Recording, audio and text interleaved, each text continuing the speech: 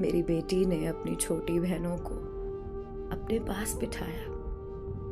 कहने लगी, मामा सो गई हैं, मामा के साथ लेट जाओ। मेरी बेटियां मेरी लाश के पास सो गई। बीमार बेटी दवाई लेकर आई, मेरे पास बैठ गई। मामा, मैंने दवाई खा ली, आज मुझे कड़वी भी नहीं लगी। सुबह हुई, मेरी लाश को चारपाई पर रखा गया। रोना शुरू हुआ, मातम का तमाशा करने लगे। मेरे चाचा चाची कपड़े फाड़ कर रोने लगे। सब बातें कर रहे थे, कैसे मरी, लेकिन किसी ने तहकीक ना की। मेरी बेटियां बाल बिखेरे मेरी मैयत के पास खड़ी थी।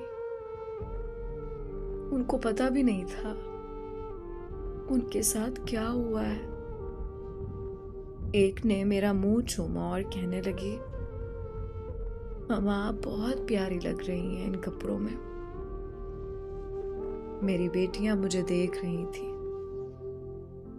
मेरा जनाजा उठाया गया और मुझे दफनाया। मेरी बेटियां रात भर देखती रही, मामा नहीं आई। उन्होंने खाना भी नहीं खाया। जिस बेटी को बुखार था उसने दवाई खाई और मेरी तरफ देखने लगी। शौहर ने बेटियों को पास बुलाया। दादी पास बैठी उनको कहने लगी, तुम्हारी माँ अब नहीं आएगी, वो गंदी थी, वो सौतेली माँ के हाथों आ गई थी। उनके कपड़े गंदे होते हैं, बाल बिखरे होते हैं, छोटी सी उम्र में वो सयानी हो गई हैं। अब वो ईद पे नए कपड़ों की फरमाइश भी नहीं करती। अब वो भूखी भी हो तो खाना नहीं मांगती। मेरी बेटियां बहुत सब्र वाली हैं।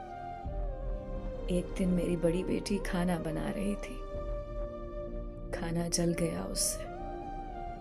सौतेली माँ ने उसे बहुत मारा। मैं यहां से तड़पने लगी। वो मार खाकर कमरे में गई, मेरी तस्वीर निकाल कर कहने लगी, मामा आ जाओ ना, आपको 2 साल हो गए अब तो गए हुए। आप तो कहीं जाती भी नहीं थी हमसे दूर। दादी कहती हैं आप अल्लाह के पास हैं, मेरी अल्लाह पाक से बात करवाएं। मैं अल्लाह पाक से कहूंगी, हम सब बहनें मामा को बहुत याद करती हैं, हमारी मामा को भेज दें। मेरी बड़ी बेटी माँ की तरह छोटी बहनों का ख्याल रखती है। एक दिन मेरी एबनॉर्मल बेटी को सर्दी लग गई। रात को मेरी बड़ी बेटी कैसे संभालती। सब बहनें उसको लेकर रोती रहीं। वो बेसुध पड़ी थी। सर्दियों की रातें थीं, हर कोई अपने कमरे में था।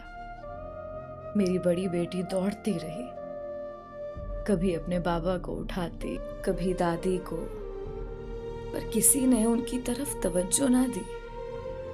मेरी बेटी चीखती चिल्लाती रही बुखार से।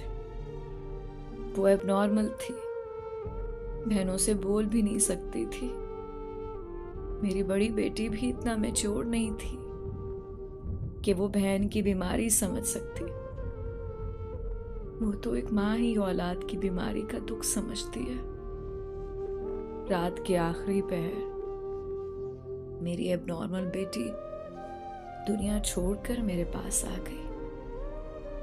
मेरी बड़ी बेटी सुबह चिल्लाई कि मेरी बहन रात से नहीं बोल रही।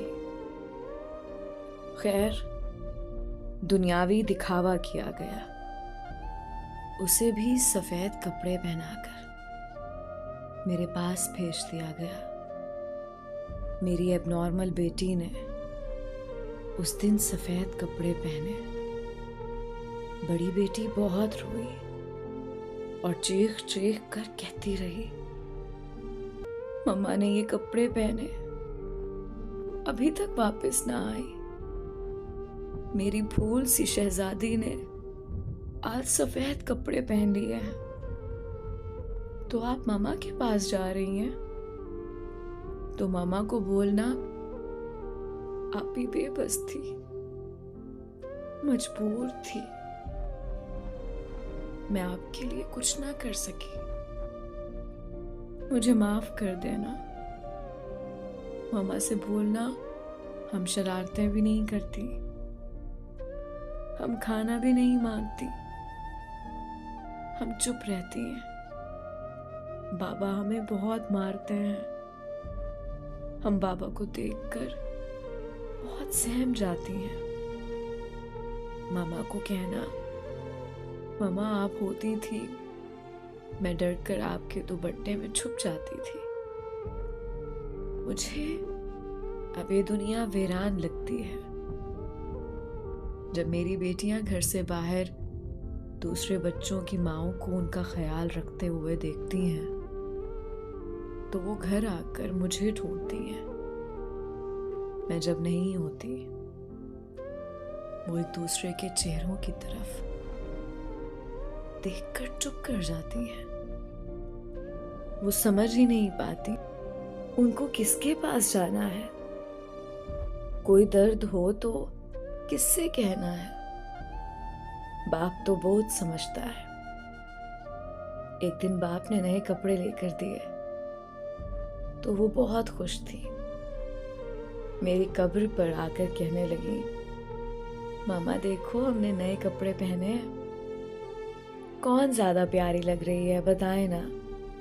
मेरी नीली आंखों वाली बेटी कब्र के पास बैठकर कहती है, मामा आ जाओ या हमें अपने पास ले जाओ। आप ही रात को बहुत रोती है। वो गंदी वाली पापा की बीवी आप ही से बहुत काम करवाती है। एक दिन मुझसे भी बर्तन धुलवाए पापा की बीवी ने। मुझे बहुत सर्दी लग रही थी, मुझे बुखार हो गया था, फिर आप ही ने मेरा सर दबाया था। मामा हमको अपने पास ले जाओ ना। मेरी शहजादी बेटियां बहुत रोती हैं, बहुत ज्यादा। मुझसे उनकी तड़प देखी नहीं जाती।